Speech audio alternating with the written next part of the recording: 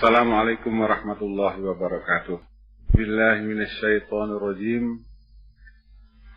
Fa in lam yastajibu lakum fa'lamu annama unzila bi ilmillah wa alla ilaha illa huwa fa hal antum muslimun.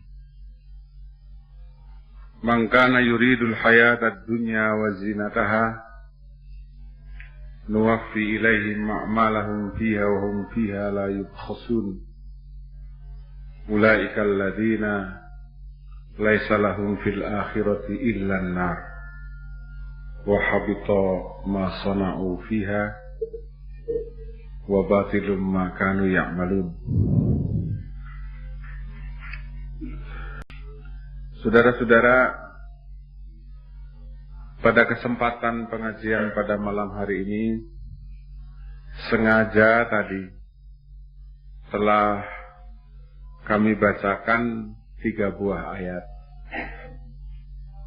yang tercantum di dalam surat Hud ayat 14, 15, dan 16. Yang artinya di dalam bahasa Indonesia kurang lebih demikian. Maka apabila mereka tidak menyambut ajaanmu, maka apabila mereka tidak menyambut seruanmu Muhammad, maka sesungguhnya Al-Quran itu diturunkan hanyalah dengan ilmu Allah. Dan bahwa tidak ada ilah kecuali Dia, maka maukah kamu menyerahkan dirimu kepada Allah? Begitulah terjemahan daripada ayat 14. Kemudian pada ayat 15 dan 16 yang artinya, barang siapa menginginkan kehidupan dunia dan perhiasannya, maka akan kami penuhi balasan yang sempurna bagi perbuatan-perbuatan mereka di dunia, dan mereka di dunia tidak akan dirugikan. Mereka itulah orang-orang yang tidak ada bagi mereka di akhirat kecuali neraka, dan akan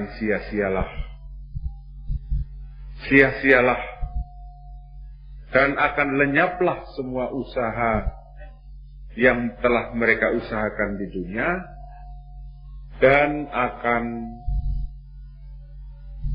sia-sialah segala amal perbuatan mereka di dunia. Demikianlah terjemahan daripada ketiga ayat.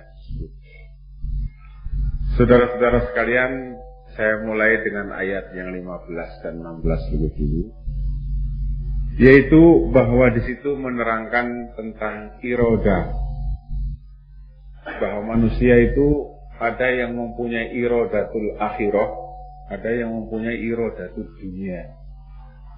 Di dunia itu keinginannya, tujuannya hanya dunia saja.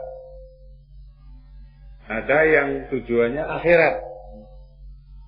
Dunia, yang tujuannya dunia, ya dia sama sekali tidak ada tujuan akhirat.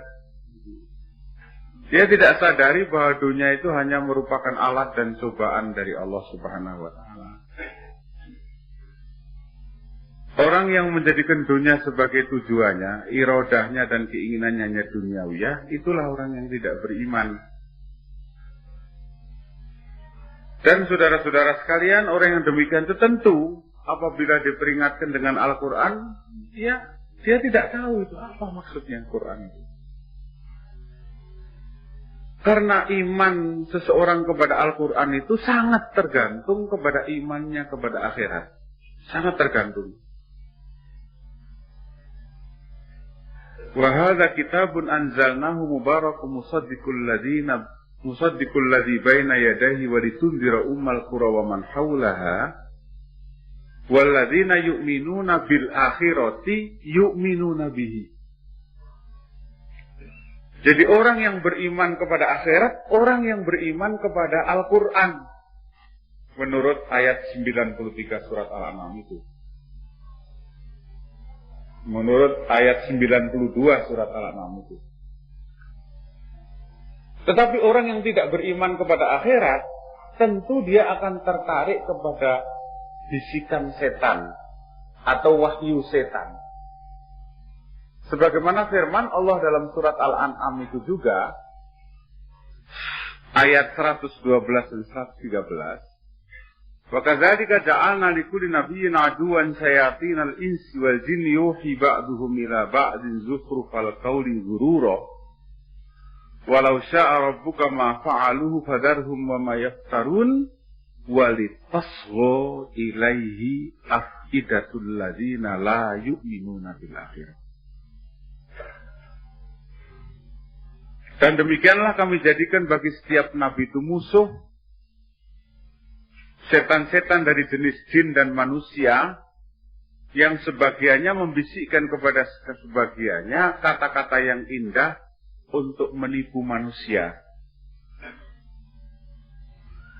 Kalau Tuhanmu menghendaki, mereka tidak akan berbuat yang demikian. Biarkanlah mereka dengan apa yang mereka ada-adakan. Dan agar supaya tertarik hati orang-orang yang tidak beriman kepada akhirat terhadap bisikan setan itu. Ya. Jadi jelas, orang yang tidak beriman kepada akhirat, mesti dia akan cenderung lebih tertarik kepada bisikan setan, kepada wahyu setan. Jadi masalah irodatul dunya wa irodatul akhirah ini penting sekali. Kalau orang irodahnya hanya duniawiyah, ya Al-Quran, walaupun diterangkan Al-Quran 1000 kali kepadanya, dia tidak akan paham. Tidak akan paham sama sekali. Tetapi bagi mereka yang masih mempunyai irodatul akhirah, memahami betul dunia ini hanya jembatan saja. Hanya alat saja.